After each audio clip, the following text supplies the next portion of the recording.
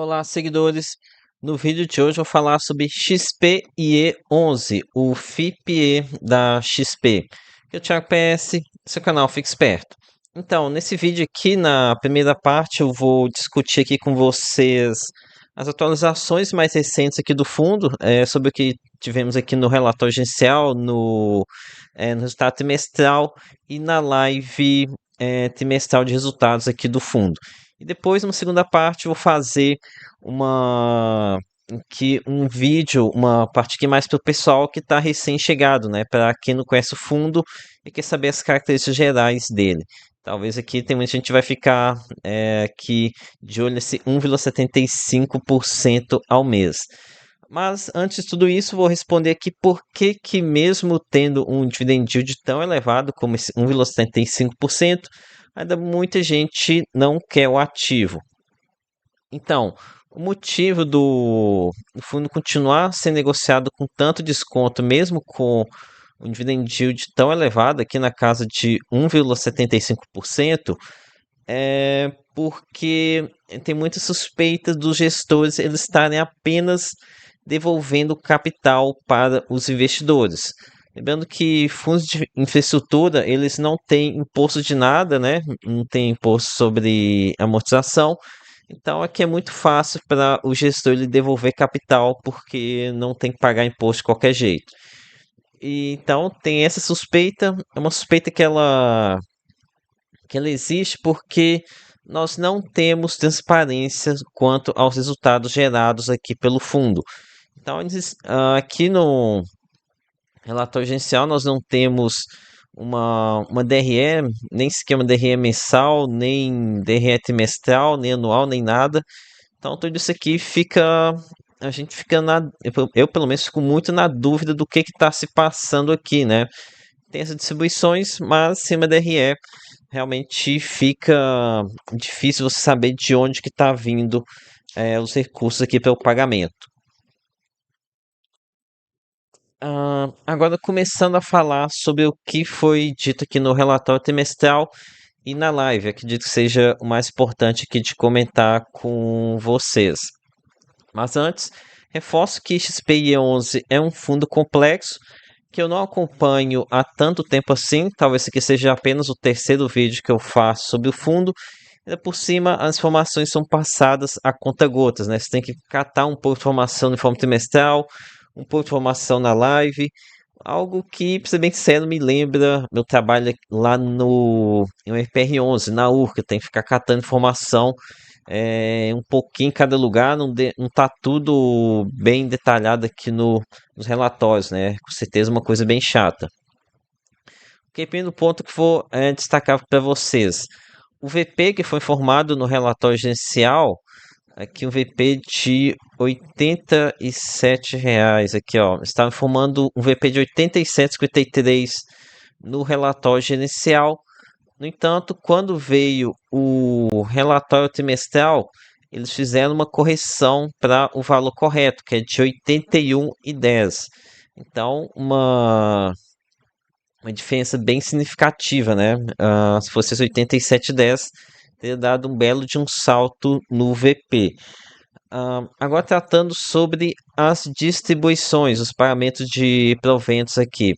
Então, a XP, ela já adiantou aqui que a projeção para 2026 vai ser uma distribuição de R$ 1 por cota.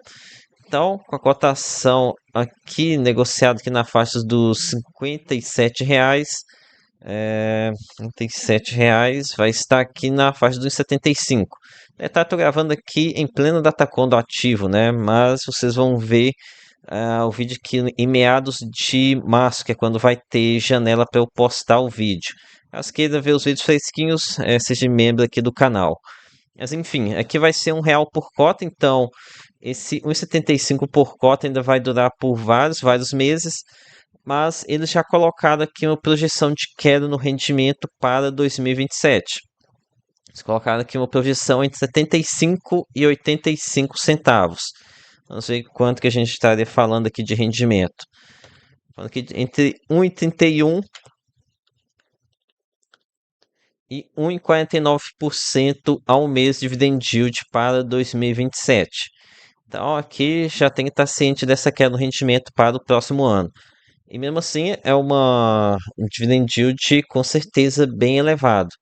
Mas um ponto bem importante aqui que vocês precisam ter em mente é o motivo da queda do pagamento de proventos, que é o fim de uma debênture. Eu vou ler aqui para vocês um trecho.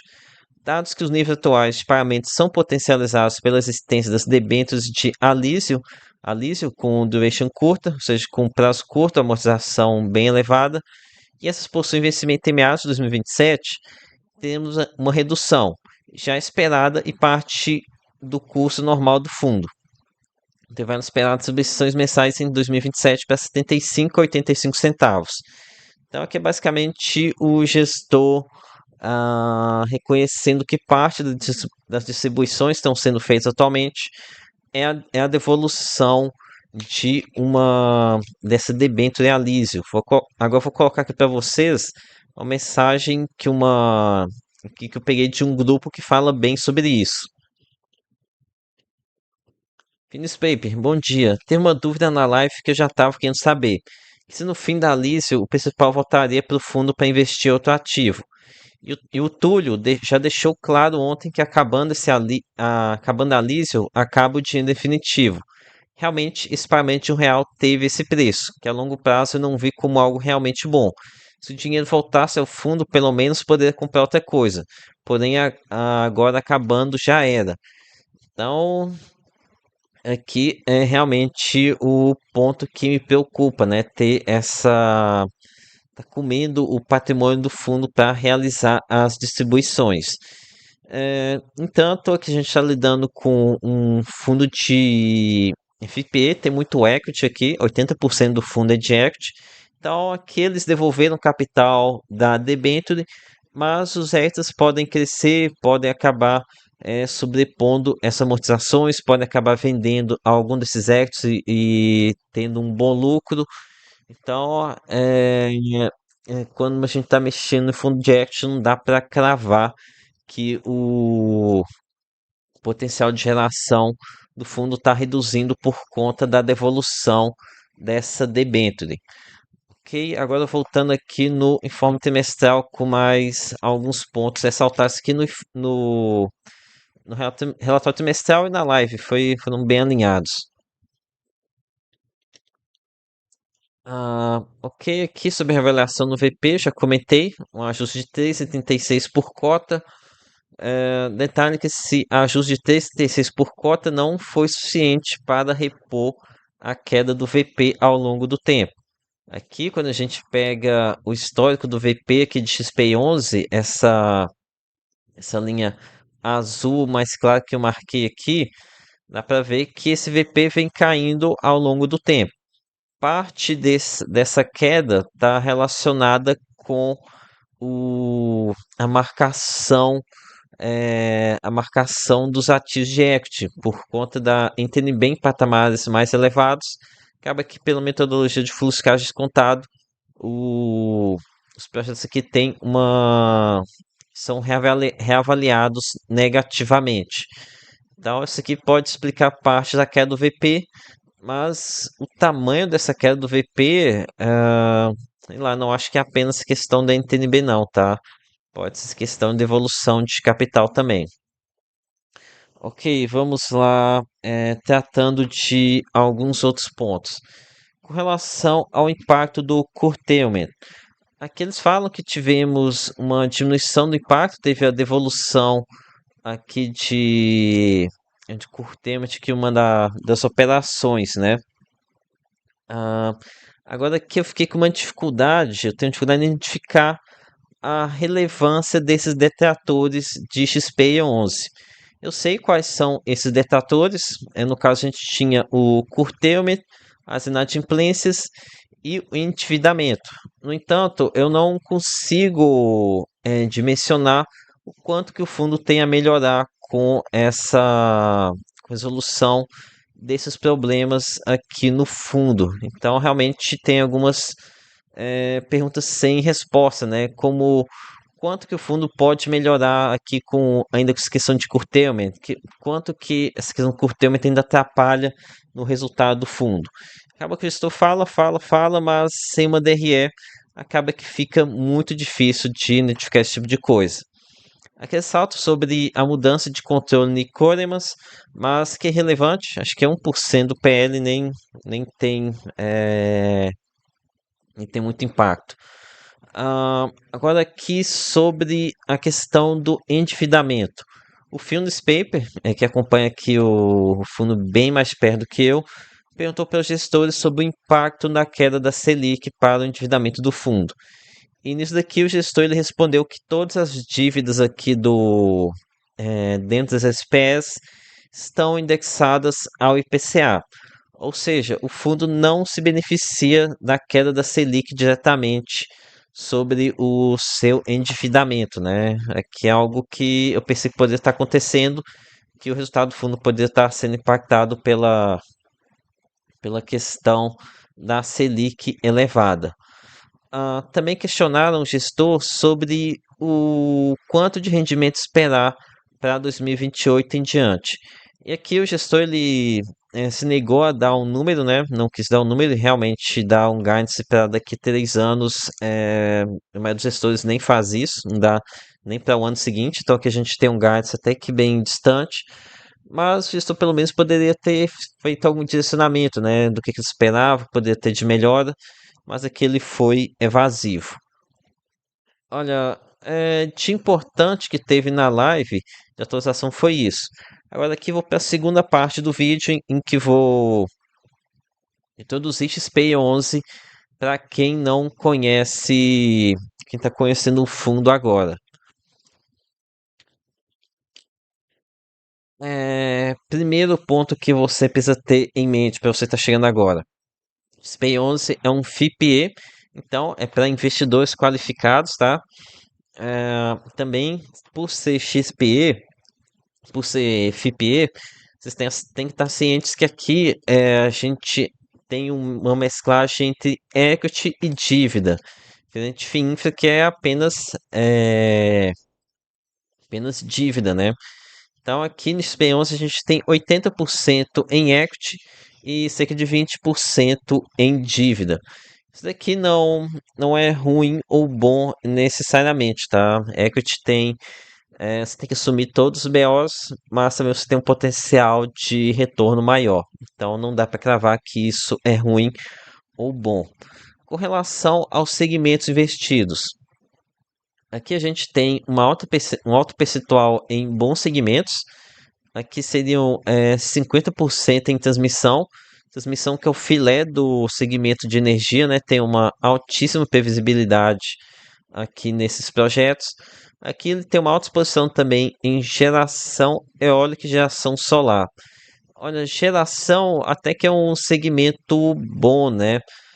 Se tem aqui uma demanda resiliente, mas acabou que essa questão do curtailment atrapalhou bastante os planos aqui para esses dois segmentos, geração eólica e geração solar. Temos que também um pouquinho de saneamento, outro segmento bem positivo, bastante resiliente. Ok, aqui outro ponto importante para comentar sobre XP11. Eles possuem controle aqui na maioria dos projetos de equity. Aqui, ó, nesse Arteon, BRE, Parnaíba, Vila Acre, Sol Maior. Aqui, ó, detém 100% das SPS. Aqui tem 10% da Apodia, que ele já não tem mais o controle, né? Ver quanto que esse Apodi representa aqui pelo fundo. Apodi seria esse daqui, é pequeno aqui para o fundo, né? Então a maioria deles está sob controle da XP. Olha, você ter o gestor sob controle geralmente é um ponto positivo, mas a XP já fez umas besteiras aí em infra, tá? O caso deles lá no projeto OXE foi bem feio, tá? Mas enfim, prosseguindo aqui com os pontos positivos e fortes de XP11. Um ponto muito importante, muito positivo, é que todos os projetos aqui em XP11 eles se encontram operacionais. Então, pelo menos aqui nós não temos risco de obra nos projetos, nem tanto nos casos aqui de equity quanto nos casos eh, de, de ativos de dívida, os projetos eles estão operacionais. Então, sem risco de obra, algo realmente excelente, tá? Agora tratando um pouco sobre os projetos em si. Olha, aqui nos projetos de geração, pra ser bem sincero, como eu disse já várias vezes aqui nesse vídeo, tem dificuldade, muita dificuldade em avaliar, né? O DRE faz muita falta aqui para o fundo. Já nos ativos de transmissão, pelo que andei aqui estudando, parece que por aqui tá tudo ok, né? Operacionais, energizados, aqui vencimento longo. Então aqui na carteira de projeto de transmissão não vejo nada que preocupa, sabe? Endividamento aqui em PCA, então não deveria machucar tanto assim, né?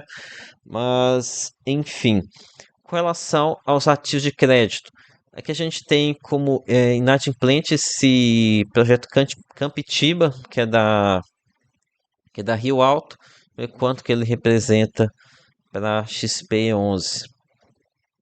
Campitiba, Campitiba, acho que deve ser esse daqui, né? Você coloca tudo a mesma cor para ficar bonitinho o relatório, mas acaba dificultando aqui no parte prática, né? Esse aqui 7,8% que está inadimplente e também esse Coremas deve ser esse daqui. Então aqui a gente tem cerca de 10% de SPEI11 que está inadimplente. Mas, como eu disse, os projetos eles estão operacionais, então eles conseguem fazer essa recuperação. Ok, então esse aqui seria um overview de XP11. Ok, então concluindo aqui para se XP11 é um bom investimento ou não. E olha, você pensando aqui no yield, é realmente muito positivo, apesar de que o do yield bem elevado, que tem o risco da cotação seguir caindo, né? Foi não para de cair já aqui desse IPO, mas é bem difícil de cravar aqui a opinião sobre o fundo, porque realmente falta muita informação, né? É um caso bem arriscado, onde você precisa investir como se fosse numa caixa preta, né? Você não ser uma DRE realmente dificulta bastante o estudo aqui do fundo. Então aqui é meio que um tiro no escuro, tá? Mas enfim, acho que esse que eu tinha para contribuir com vocês. Peço seu like, se inscreva no canal. Lembre-se que nada aqui é recomendação de compra ou de venda. Até a próxima.